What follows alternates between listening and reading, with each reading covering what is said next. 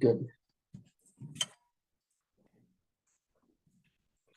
Order, please. This regular meeting of the Shasta Basin Water District Board of Directors for November 15 is now in session at 17:30, 5:30 hours. Please join me in the Pledge of Allegiance. The flag is just here. Quick that time. I pledge allegiance to the flag of the United States of America and to the republic for which it stands, one nation under God, indivisible, with liberty and justice for all. Thank you very much. Nomination of the quorum, General Manager Johnson, roll call, please. President Fluen. Present. Vice President Doolittle. Present. Director Fick. Here. Director Charlesburg. Here. Director Short. Here. Thank you very much. All directors are present in the boardroom. There is no request for remote participation. We have a quorum. Approval of the agenda. There's been something to be said here. Initially, when we publicized the agenda, which had the minutes attached, there was a minor error in the minutes that have been corrected and resent. And also, the one I'm talking about has been corrected in the stuff that we have in front of us now. Is that satisfactory? It is. Okay. Do I hear a motion to approve this evening's agenda? I'll make the motion. Second, please. I'll second. Thank you, David. All those in favor of approving this evening's agenda? Aye. Those opposed? Motion approved. Item 4, public comment. I don't know that we have anyone, but I'll read it anyway. This designated time is for members of the public to provide comments on any district-related matter, whether appearing on the agenda or not. Provisions of the Brown Act, under provisions of the Brown Act, the board is prohibited from taking action on items not listed on the agenda. At the discretion of the board president, comments on a particular agendized item may be deferred until that item is heard. Anyone with a comment? Do we have any comments from other sources? Not to my knowledge. Thank you very much. Hearing none. Public comment time is now closed. Consent calendar. The consent calendar items are expected to be routine, non-controversial, acted upon by the board at one time without discussion. If a board member would like an item handled separately, it will be removed from the consent calendar for a separate action. Today we have 2 items on the consent calendar: the draft board meeting minutes for November 11 and the check register for September 2023. Would anyone like to remove an item from the consent calendar for discussion? Yes. And which one would that be? Well, actually, both. The draft minutes Okay, and the check register. therefore we have no consent calendar. Item number 6, A, we'll say, draft board meeting minutes for November 11. Director Charlesburg. Okay, just one quick thing on the minutes, because I wasn't able to be at the meeting. Actually, on page 6. The second to last paragraph on the minutes. Actually, the last paragraph. I was confused by this statement. It says that the staff participated in a great stakeout last Thursday, November 26th. Is that 2022? I'm sorry, which section? Page 6, last paragraph. District staff participated in the great stakeout last Thursday, November 26th. Maybe it's October. Should be October, yeah. Okay. Eagle eye. I wasn't sure because I know we did participate last year. Okay, that's all I had on that one. Very well. Where am I here? Well, you might as well go ahead with the check register for September 2023. An approval of the draft minutes correction. Okay, well, we do them individually Yes, then. please. It gets better every time. Yes. I make a motion to approve the minutes as amended. And I'll second. thank you very much. You're welcome. Okay, I did have one little thing just for discussion, basically. Now I lost it again.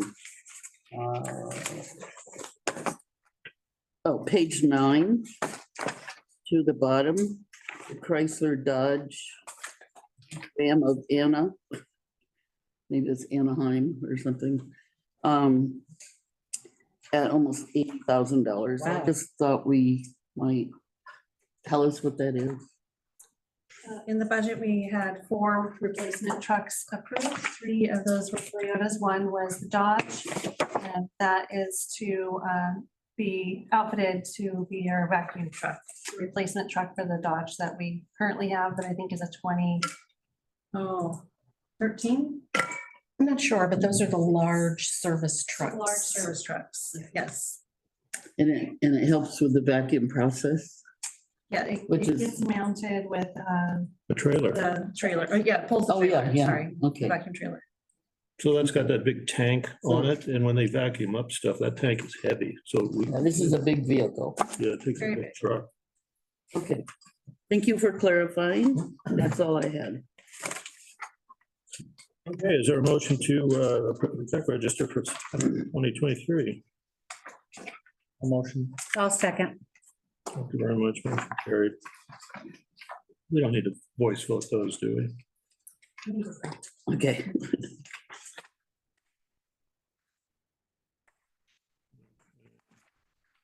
We're up to the action calendar already, is that what I'm seeing? My goodness. 7A, that would be the reserve funding transfers for fiscal year 2022-23, presented by Director of Finance and Roman, if you please. Thank you. Good evening. And I wanted to start just by mentioning that what I mentioned at the Finance Committee, which is that I was sick about 3.5 to 4 weeks ago. So I am no longer sick, but I still sound like it for whatever reason. So I wanted to start with that. So we do have this wonderful topic that everyone loves so much tonight, the reserve funding transfers for 22-23. And these are a bit of a challenging topic to understand. We always struggle with these a little bit, so we'll see if we can make it a little bit more straightforward tonight. So our reserve fund policy states that the board shall approve any reallocation of funds, transfers among reserve funds, bless you, or action that is inconsistent with this policy. So although reserve use is initially approved or proposed and approved with the budget process, if you look in the budget document, there is some information in there about reserve usage.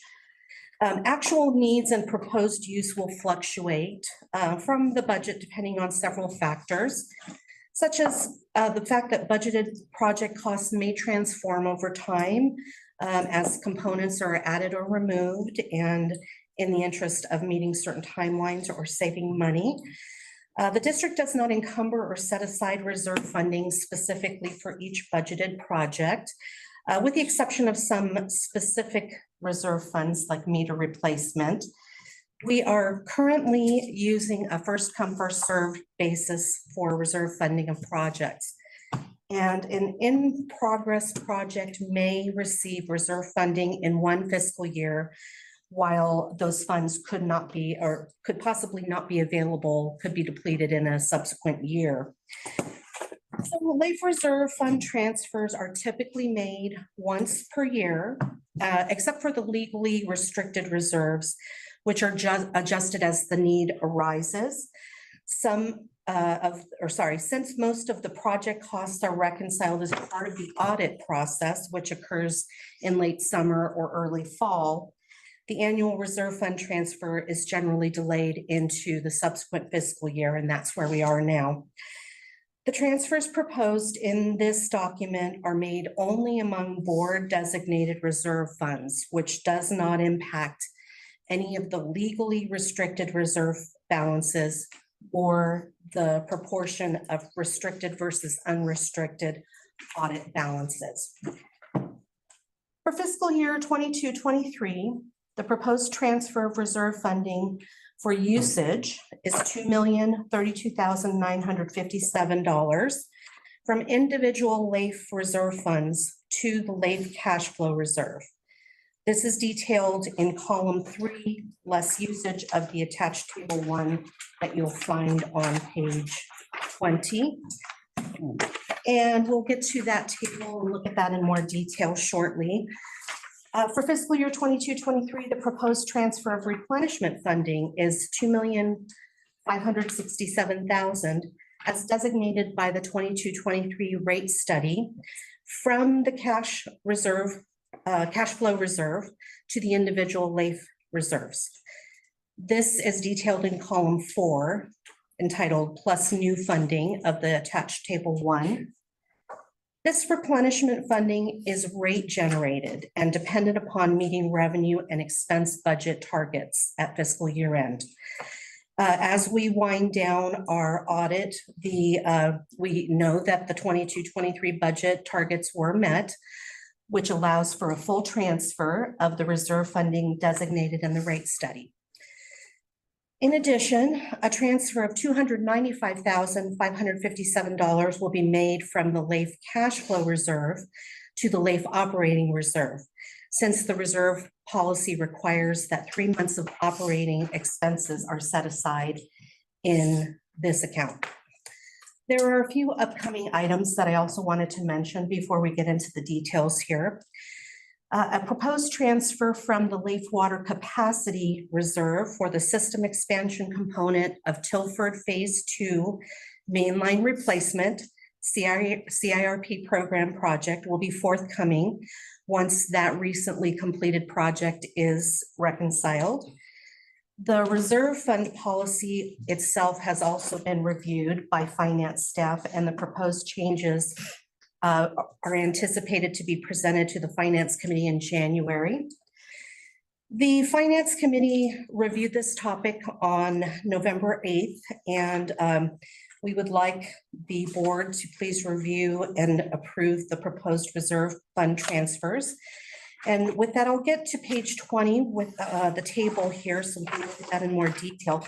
But I actually printed some handouts here, if you'll please take one and pass it down. They're clipped together, so take a packet, please. There, you take that and pass it down. I'm going to share my screen too, in case there's public. Yep. So right on top there, you have the same. Why don't you pages- go, excuse me, I'm sorry, I'm sorry. Dr. Roberts, so why don't you go ahead and make that bigger and just, oh, yeah, maybe. Yeah. All right, well, Sorry, let me switch over here a little bit. I mean, you can make it a little smaller. Too big. Yeah, there you go. All right. So you have the same thing in your handout, but just in case we have any public following along. What you have here is the same table that is on page 20, but what I've done is incorporated some yellow boxes there Love it. to exemplify how we might relate this to a personal budget. So the reserve Oh, I see.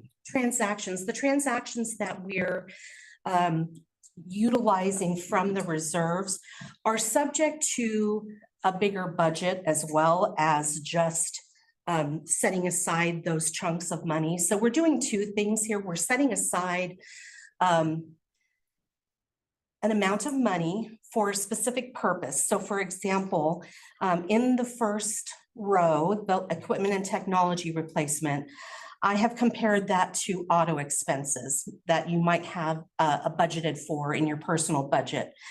And within your personal budget, you might have a category for auto expenses, but within that, you might have more detailed budget items. So you might have a set of tires budgeted for $500. and yet you have an auto expense budget of $1,000. So within this category, we have more specific budgets as well. But basically, this works like you're setting aside an amount of money each month, and it's for a specific purpose, and you're using that.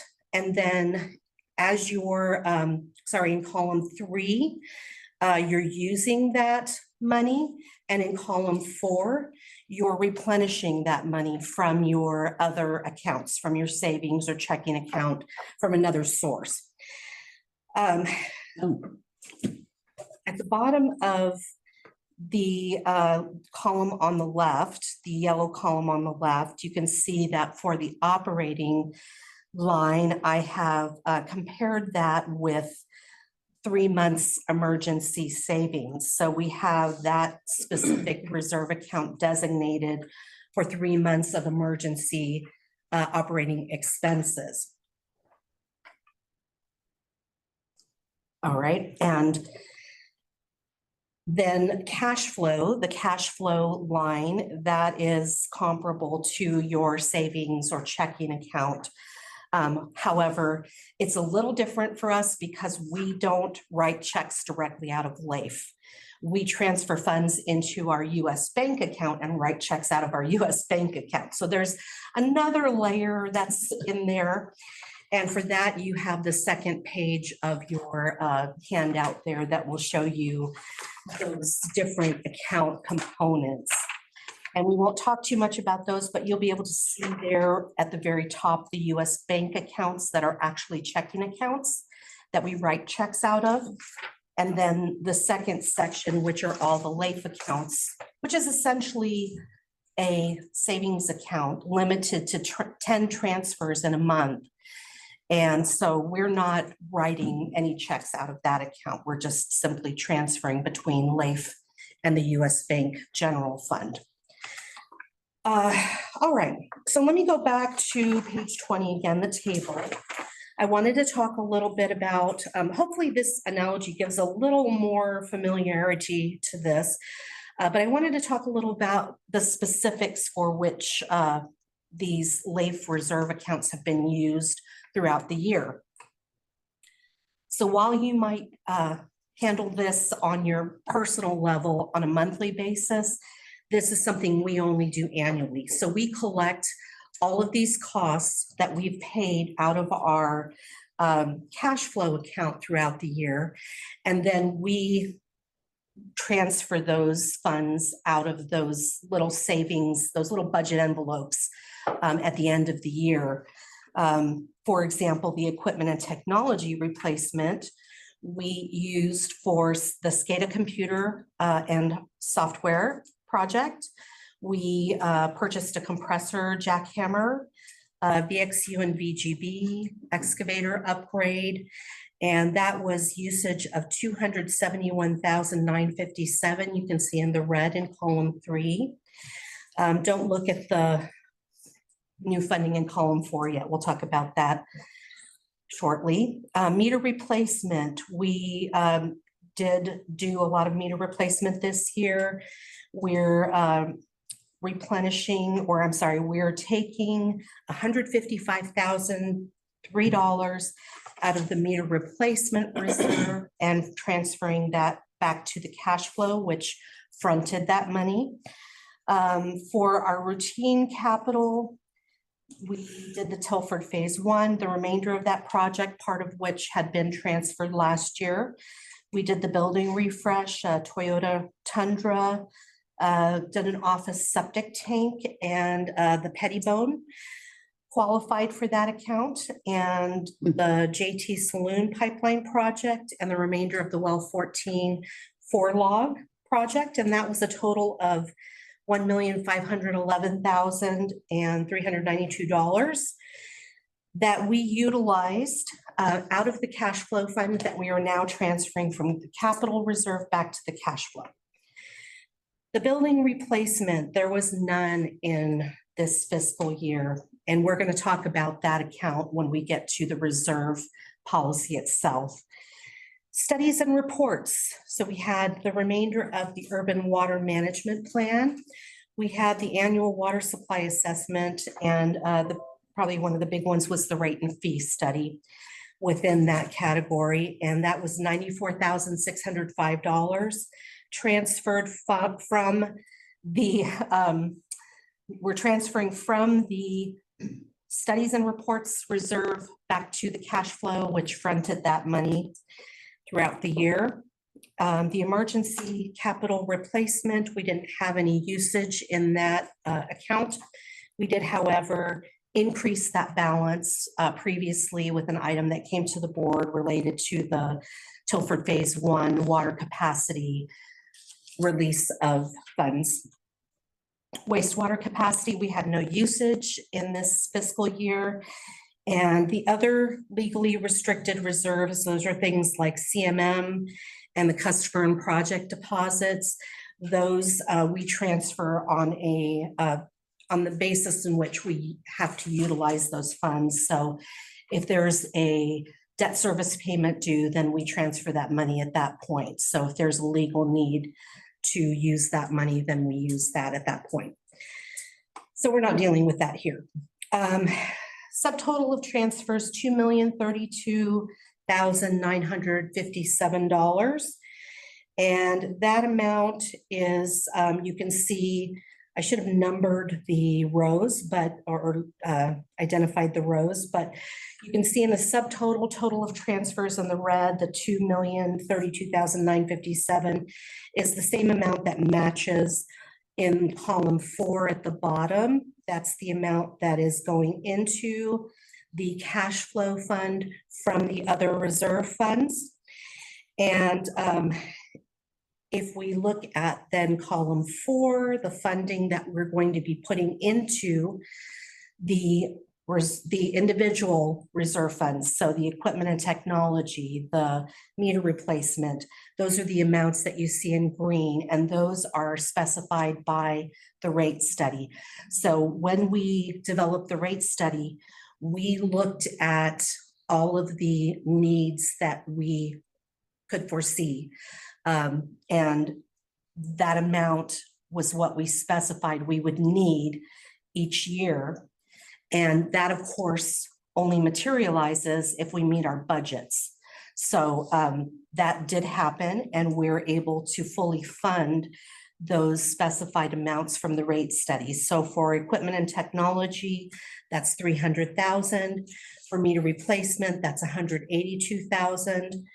Capital, $1,785,000. A nothing in building replacement. Again, we're going to talk about that account.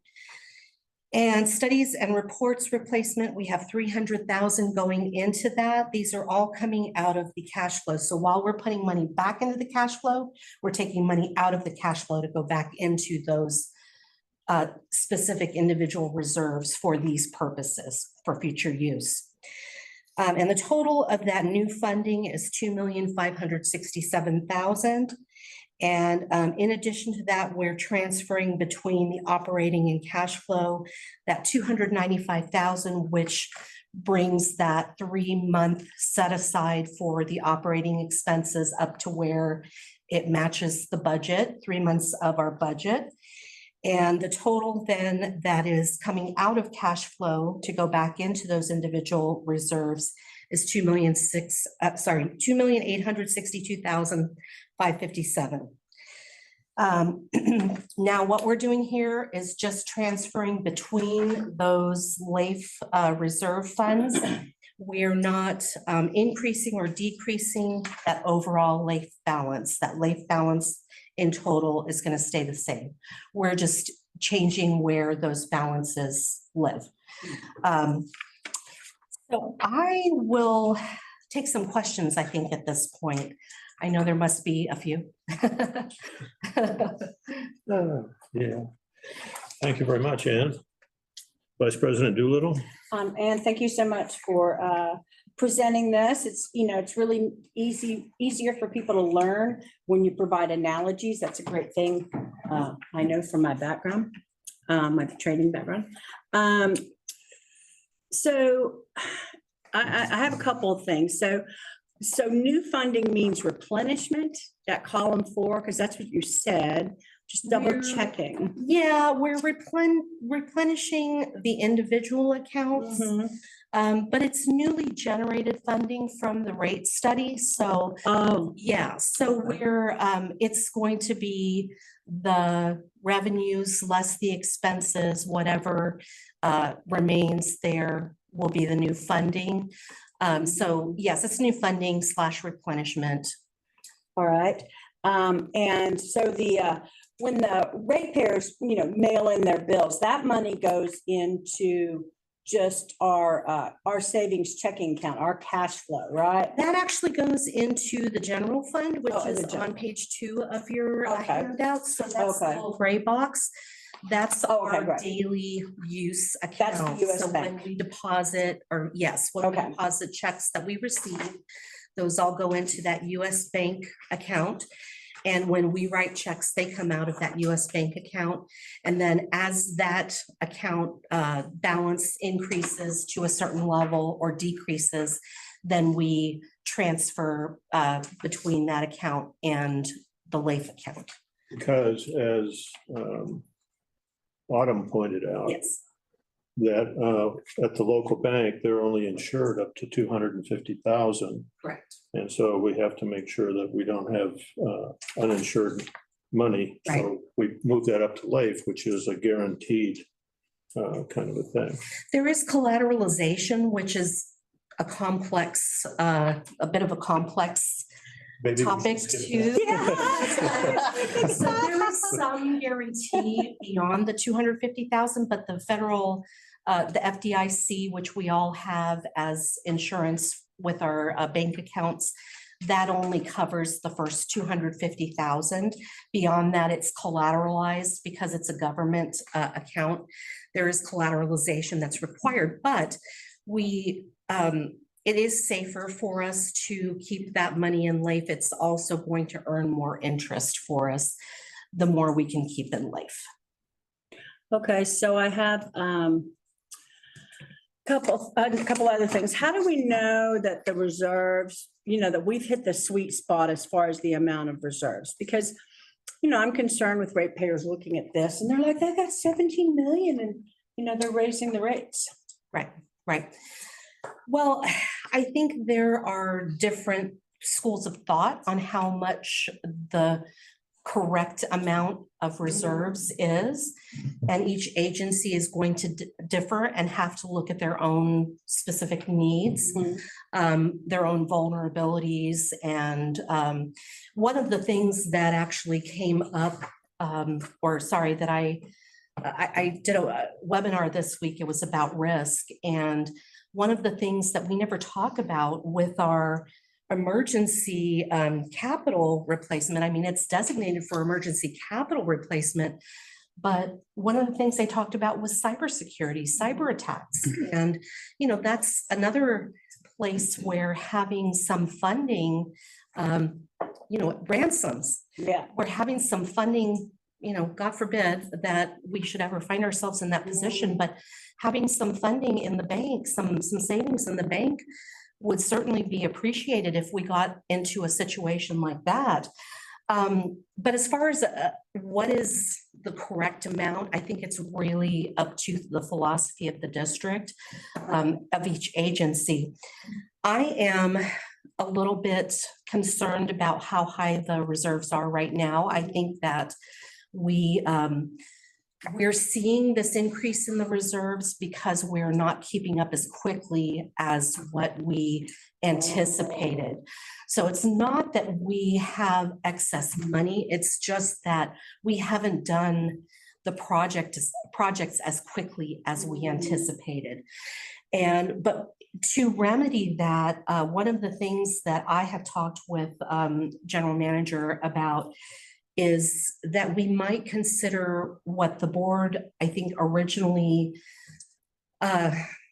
wanted to do with the CIRP loan, which was to prepay it once we get to the point that we could do that we start paying it down more quickly. And so that is an opportunity for us, not only to to utilize and pay down these or draw down these reserves a bit, maybe to level them out a little bit more, but to also save interest by being able to prepay that loan. Which the yearly payment is $267,000 Right. for the CIRP loan, which is Right. $3,010,000 to get started on our rebuilding project. And we can't prepay until when, Ann? 7 years, at 7 years, and I think we're at 5. Yeah, so it was something that we were gonna look at for the next year's budget cycle. That's what I wonder, what board made that decision? The board that actually approved the loan.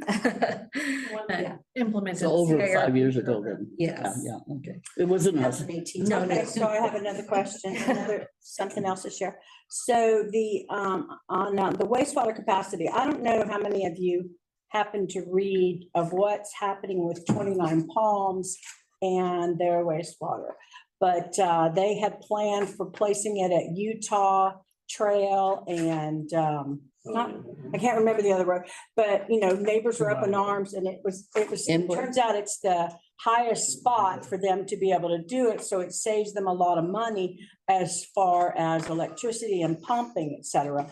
But so now they're having to consider maybe perhaps moving it to a different location, which could increase it by $10 million or something. And they've been given a grant and some money.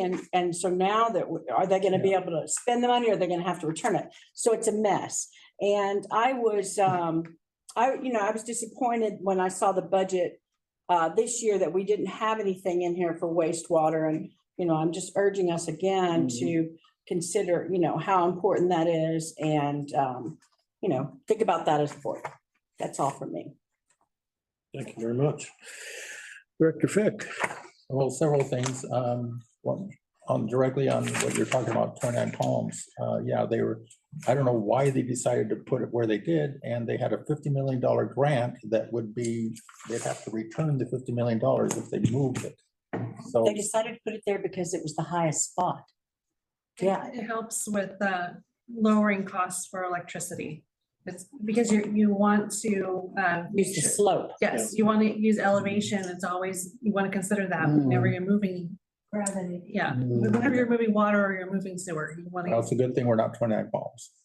So, and then also the same question in the finance committee was the reserves at 17 million. And I was curious as to what the history of the reserves for in the last 30 years. And then General Manager Sarah Johnson gave me a better attitude towards it because that's not just the only way to measure the health of a water district. Creditworthiness, bond ability, and all that kind of stuff. It's a sweet combination of a number of factors. So, but I still have the question, what was the reserves back 30 years ago or 10 years ago or 15? Get an idea of it. We can look at those numbers, but time value of money is going to be one of the components of that because the number might be. Totally. Yes, Totally. the worth has Million changed dollars. drastically, especially in the last few years. Yeah. Okay, well, that's about all I have. I just went through the finance committee stuff. We had a long day. Director Jarlsberg. Yeah, I just, thank you for the previous questions in the report.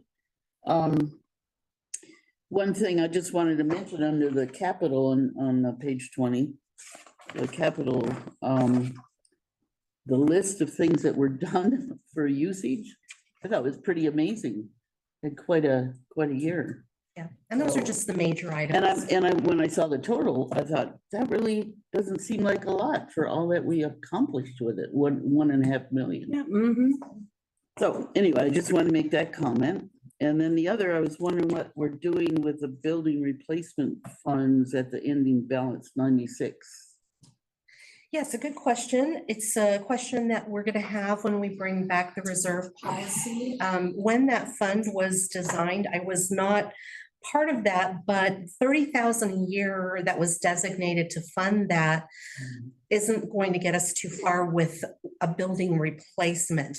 And that's what these reserves are generally restricted for, is replacement. And that's just by board designation, but the board could designate to use them for replacement or new activity, but right now they're in policy designated for replacement activity. And so, yeah, we're not getting very far with that building replacement. And as we developed the rate study, it was pretty clear that we were not in a position to consider a new building at that point in time. And so we did not include that in the rate study, but it's something we can talk about further when we bring that reserve policy and determine what we want to do with this remaining funding, or if we want to begin funding that account again, you know, exactly how we want to proceed with that. I was hoping we could just throw it in the general fund, but. Well, it could, I think my recommendation in what I have put together already is that it go into the capital fund for now, but it's, you know, it's really up to the board. So there are Yeah. plenty of options with that. The capital fund, you mean the, Capital, what we have capital routine, So for capital replacement. capital. Third row. The third row, The I'm sorry, buildings yes. could be considered. oh, routine capital, okay. Right, Got it, right. It can just be a part of that. yeah, yeah. Okay, If we were added on or did any sort of infrastructure replacement to the building. It would just be capital. right, right. Okay, thank you. Director Short. Yeah, just a couple things, just from my knowledge. Earlier you had said that having higher amount in the reserves was worrying. What would be the consequences of having higher reserve amounts? Well, I think exactly what's been mentioned, that it is difficult for the ratepayers to understand why rates are going up when we have reserves in the bank. There are also certain agencies in the state, as I understand it, that tend to criticize those, you know, those reserves. And so, you know, what's important is that you have a very good, solid policy, and that we have these set aside for specific purposes is very defensible. You know, we're planning for emergencies, we're planning for, you know, specific usage. And so that's much more defensible than just having a big chunk of money in the bank. Also, you know, keep in mind that our capacity funds are growing as well. So the largest growth, I believe, in all of our reserve funds has been in the capacity funds, and that is driven by development. So that is money that we are obligated to keep set aside until we have qualifying expenses. So when we are doing expansion projects, some of which are mainline replacement projects qualify for. So yeah, so those are really the largest growing reserve funds at this point. Okay, and one more. How are the 3 months of operating expenses? How are we calculating this? That is calculated based on our operating expense budget. So we take the full annual budget and just divide that by 4. So it's just an average? And that would be going up all the time because of inflation. Right. And, It goes up a little bit each year generally. yeah, that's always moving upward. The value is approximately the same, but the number gets Correct. bigger. Okay, that's all I got. Thank you. Just for clarification, on the saloon project, that's just a name. It's Oh. the pipe, which was a fairly long project, you know, in terms of the length of the pipe, several hundred feet. Yeah. I think we were there. Mhm. And that it's in the alley or near the alley behind the saloon. We're not doing any plumbing for this. Is what I'm trying to get. And also, we've used the term LAIF several times, and I like to Yes. remind people of what that is. It's the local agency investment fund. It's a state program. It's codified in law, probably the government code, I assume. And they do a couple of things. She, meaning Fiona Ma, she is the treasurer, state treasurer. She has a committee underneath her, and they decide who's eligible to join the LAIF group, that kind of thing. It's usually governmental stuff, and also some nonprofits apparently are able to have access to that program. And so they decide what they're going to invest in. It's frequently, I think it's government things that they invest in, so it's really secure and safe. They're limited also in that nobody can get their hands on LAIF money, either an agency of the government or a person in the state government. They can't put their hands on our money, and also if they can't agree on a budget of any kind, a state budget up there in Sacramento, they can't touch our money to keep things going or whatever. That money is sacrosanct, was the word I wanted to use. So there's a whole bunch of, I think it's in the hundreds, number of agencies that can participate in the LAIF program. And so it's the state controller that separates, that keeps everything separate and organized and stuff like that. So this is a very structured deal where we have our $17 million and change. There's no chance that we'll do whatever Orange County did, where they had some sort of a clever plan to earn higher interest and all that kind of stuff, and they ended up going bankrupt. That was a big deal for a long time. So the money is secure. That's kind of what I wanted to point out there. And also, it's very liquid. You like to say that, Right, very liquid. And if I might share also at the finance committee, I think I handed this out. Your money is safe in LAIF. Is that where I got it? Oh, I believe so. What I just thought I should share is that this does state LAIF in essence acts as an interest-bearing checking account. Your deposits are available to you daily and will earn an equal share of interest based on the average daily balance within LAIF during each quarter. It is not a net asset value fund. And the reason I brought that is because there were some questions in the prior meeting when we went over the LAIF investment results about how the LAIF account works. And so, it is, that principle is guaranteed. It is not subject to be lost. So that's another advantage. Bulletproof. And I've got another copy of that.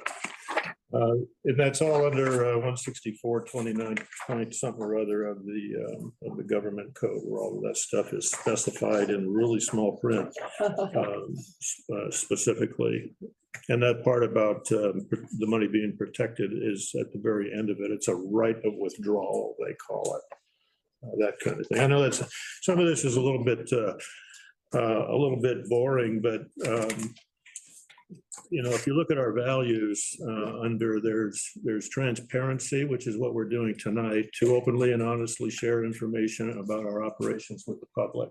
And we're doing that. They may not be here in large numbers to go through this kind of stuff, but we're doing our part. And also the fiscal responsibility is also one of our values, which is to manage all resources as if they were our own, whether revenues, assets, or water supply, in a conscientious and appropriate manner. And I'm motivated by that. Here. That kind of stuff. Thank you. Yeah, getting back to the amount of, you mentioned it I'm pointing at Director Fick, at the finance meeting about the size, the amount of the reserves, so to speak, the 17 million and change, and that kind of motivated me to look into it a little bit too.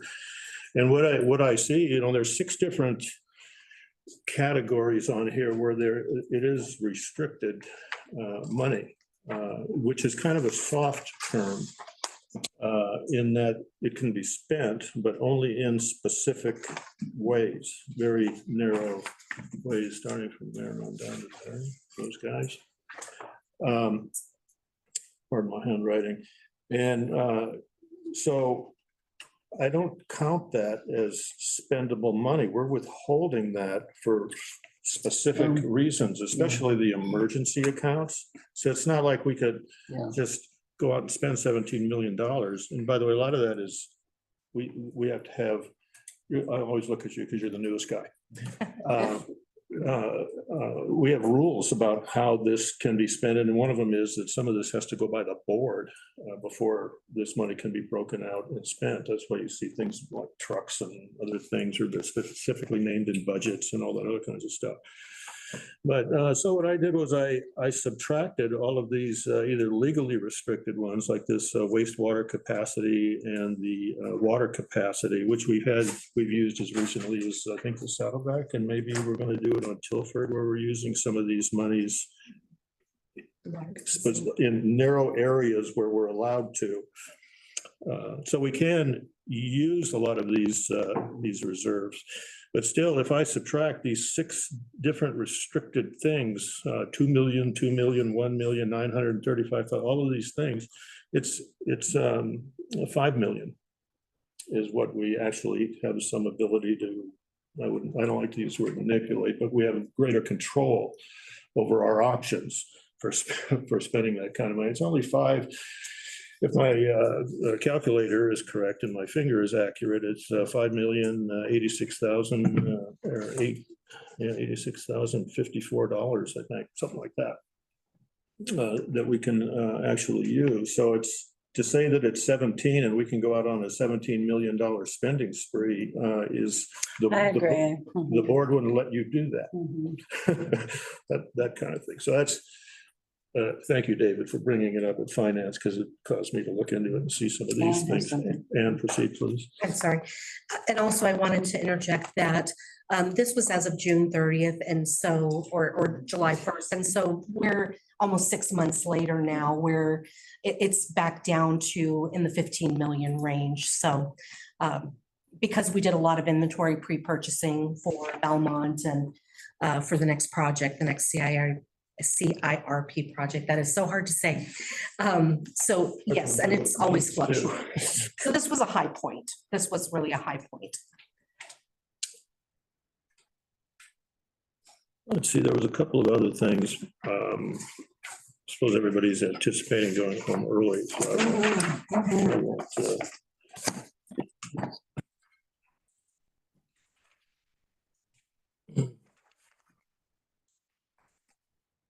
But also to understand too, that the money in LAIF is one, you've got it on the bar graph, you're looking one in fine print here, where you're using the word virtual, which is a funny word for an accounting person to use.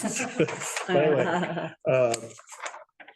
the money is in one big pile over there. And these separations that we see in the graph that looks like this one here, if that's a graph, is here. It's local for our benefit. And if I can recall how I explained this, the money is there in one big pile, and it's not as accessible. I compared it, as I recall, to somebody's checkbook where a person has a savings account, they have a checking account, and they have the money in their pocket. Those 3 things. And the LAIF account, it would be like the money in the savings account. And so when you draw down your checking account, if you look at this thing here, it looks like a check register, really, where you start out with a beginning balance, you write a check. By the way, if it was true, this first one would be like a check on not enough money to cover it kind of thing, but that doesn't count here. So anyway, it's like a check record that we use in our checkbooks is all it is. And so if you're spending down the money that's in your checkbook, you would draw from your savings into your checking account, and from your checking account you draw some money and put it in your pocket for more rapid things. And so that's what we have with LAIF, and that's what we have with, what's the name of the bank again? US Bank. US Bank, sorry. It's essentially that. That's all it is. And you write in somewhere in your narrative, that there isn't any spending here. It's just a matter of positioning money according to priority about how it's going to be spent. It's that kind of thing. And you pointed out at finance that we don't, as a board, we don't have to sign checks from LAIF. We sign checks from the bank, Right. US Bank. And so, and everybody looks at that too, by the way. Yes. The checks are created here. Lisa established that for me today. Thank you very much. And you review them, checks, sign them. General manager reviews them, signs them. Board members review and sign them, and we look at some of the documentation that are with them. That's a side story. I think it's a good point, though. We don't just give you a check without an explanation. There's always a backup packet with them. Yeah, we're always looking for ways to do the right thing. One of our values. Anything further from anyone on that?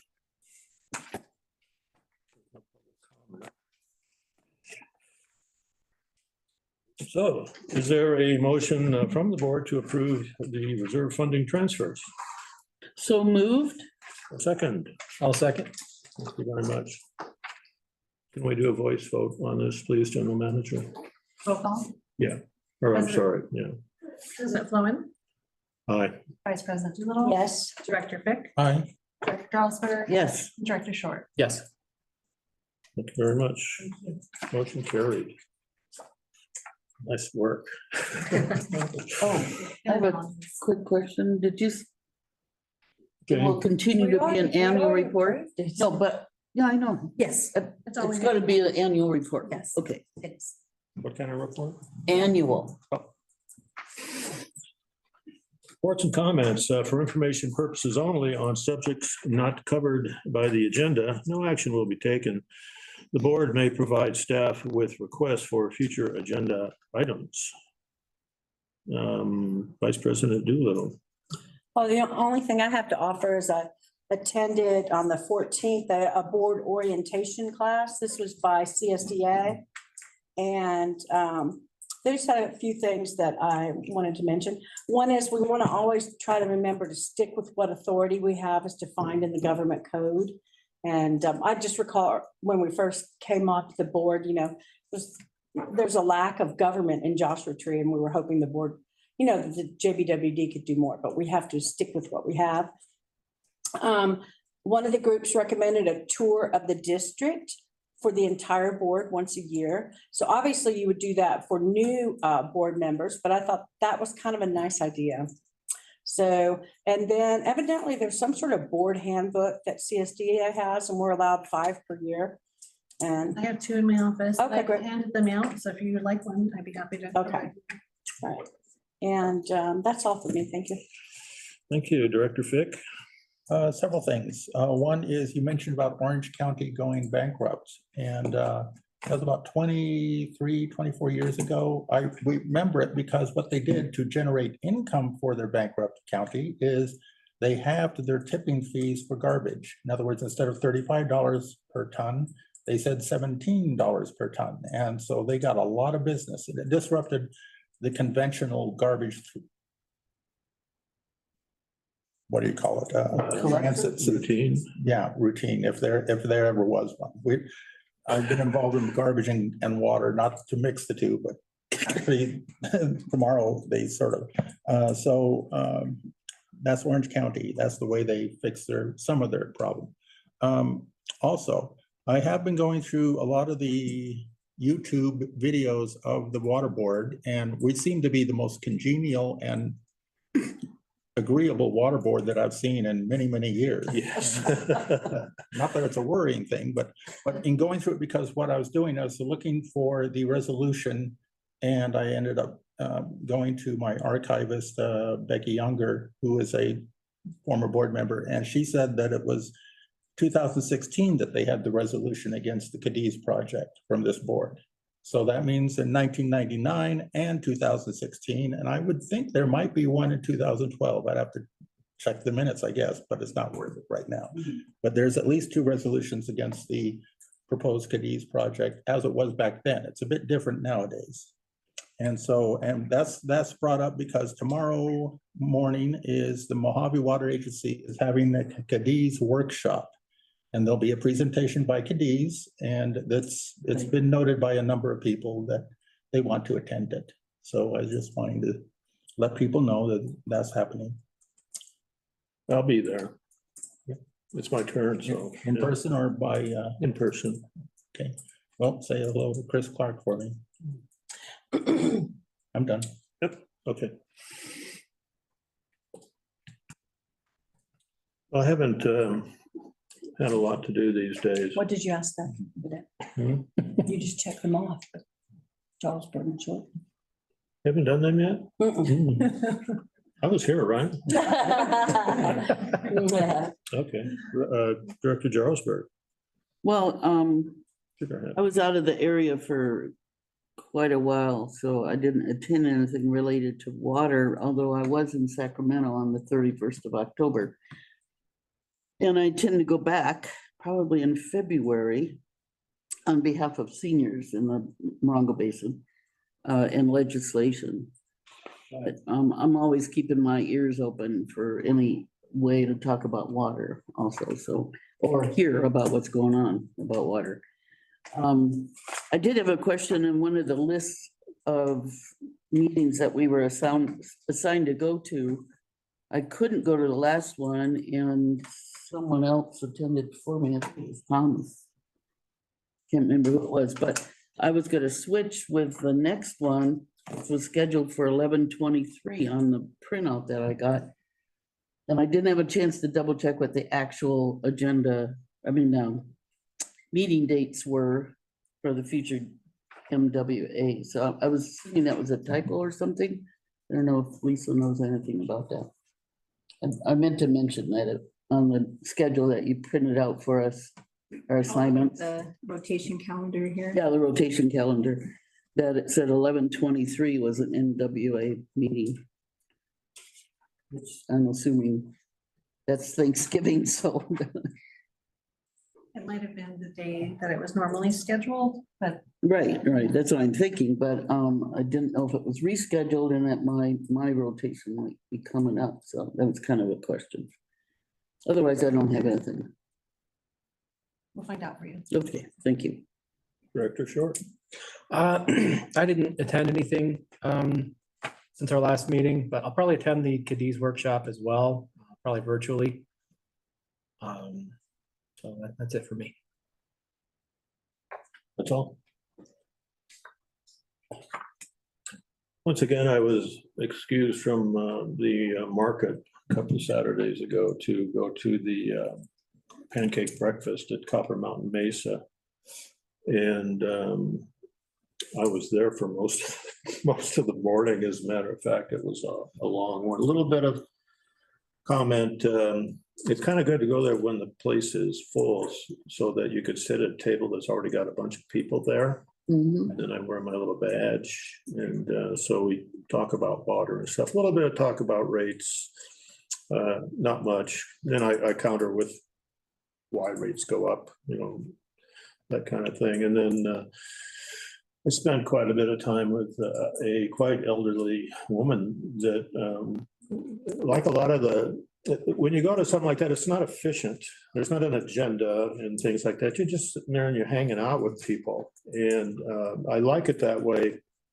I do that 1 month and then the next month I go to their board meeting. But I like it that way just to show a human face for the district there.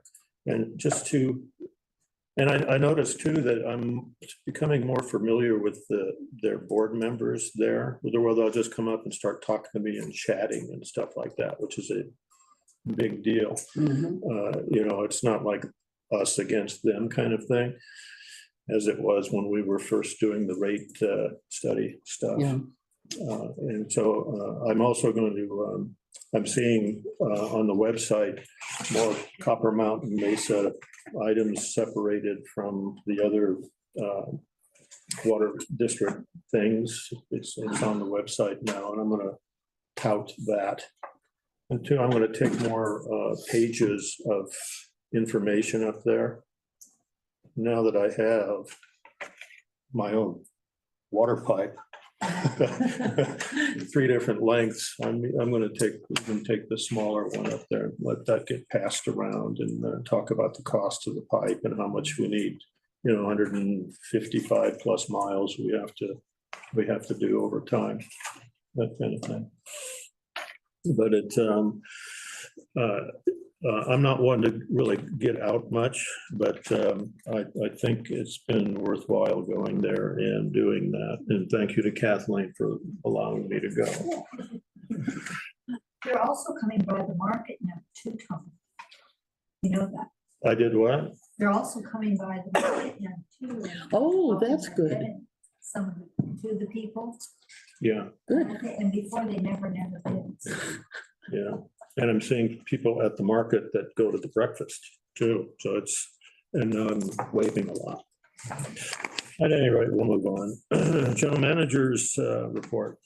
Okay, so last night we had our CAC meeting, thankfully, it's the first one since May. We did get a quorum, so that was exciting. I think it was one of our better meetings that we've had in a long time. A lot of information was shared, and a new chair. Sounds like thunder outside. Sorry. Exciting. My goodness. A new chair and new vice chair was elected for next year. So David Creo is back as chair, and the new, Oh, yeah, we were happy about that. Yeah. And our new vice chair is Fred Drost, which is our newest CAC member. We have developed bylaws, the CAC by. Wow, don't hear that very often. Yeah. Really? The CAC had some guidelines, but they don't have officially adopted bylaws, so they've been developed, and the CAC members went through them last night, and I'll be bringing them to the board for your consideration and adoption. We have received all the replacement vehicles that were budgeted this year, and that means because they're replacement vehicles, the vehicles that will be replaced are going to go out for auction.